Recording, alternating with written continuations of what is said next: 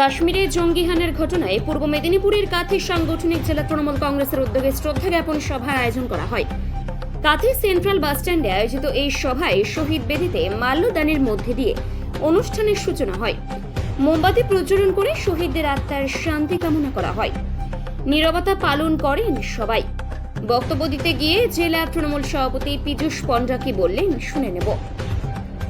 এদিনের ওই কর্মসূচিতে অন্যান্যদের মধ্যে উপস্থিত ছিলেন বিধায়ক উত্তম বারিক, শিক্ষক নেতৃত্ব হাবিবুর রহমান, শহর তৃণমূল কংগ্রেস সভাপতি হরিসাধন দাস অধিকারী, মৎস্যজীবী নেতৃত্ব আমিন সোহেল, জেলা পরিষদ কর্মাধ্যক্ষ তমাল তরু দাস মহাপাত্র, জেলা মহিলা তৃণমূল সভানেত্রী রিজিয়া বিবি প্রমুখ।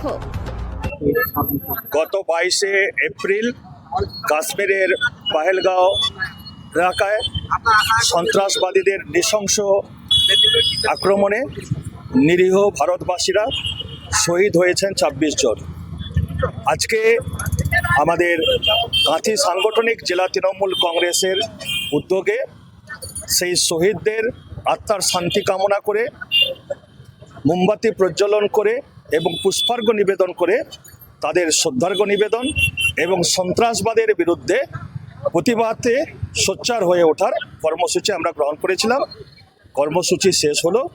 জেলা তৃণমূল কংগ্রেসের পদাধিকারীরা ছিলেন, শিক্ষকরা ছিলেন, সবাই মিলে আমরা এই কর্মসূচি পালন করলাম। এবং আমাদের মোটো হচ্ছে যে সন্ত্রাসবাদ নিপাত যাক, সন্ত্রাসবাদের বিরুদ্ধে আমাদের লড়তে হবে সবাইকে মিলে।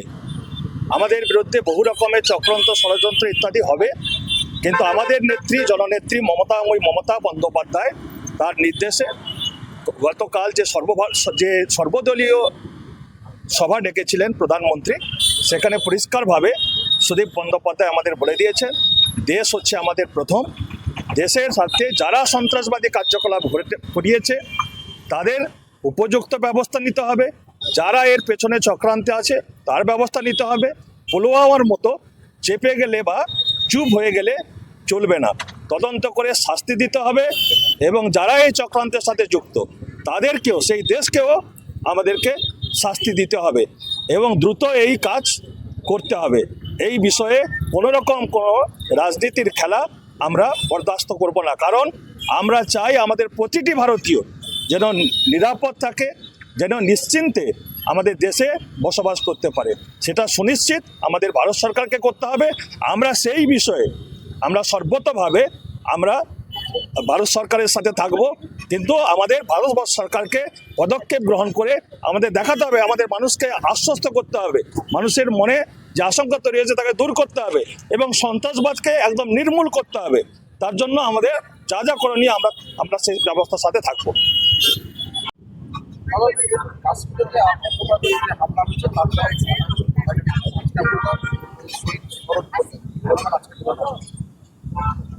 আতঙ্কবাদীদের কোনো ধর্ম হয় না।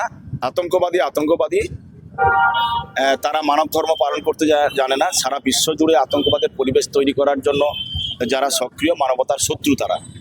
তো সমস্ত রকম আতঙ্কবাদী কার্যকলাপের বিরুদ্ধে সারা ভারতবর্ষের 140 কোটি মানুষ আমরা এক ছিলাম, এক আছি, এক থাকি। আমাদের মধ্যে যতই রাজনৈতিক বিভাজন থাকুক না কেন, যতই রাজনৈতিক মতপার্থক্য থাকুক না কেন, দেশের বিরুদ্ধে যখন কোনো চক্রান্ত হবে, দেশের ক্ষতি করার যদি কোনো চক্রান্ত করা হয়, দেশের মানুষকে যদি খুন করে হত্যা লীলা চালানো হয়, তার বিরুদ্ধে আমরা সমগ্র ভারতবাসী এক ছিলাম, এক আছি, এক থাকবো।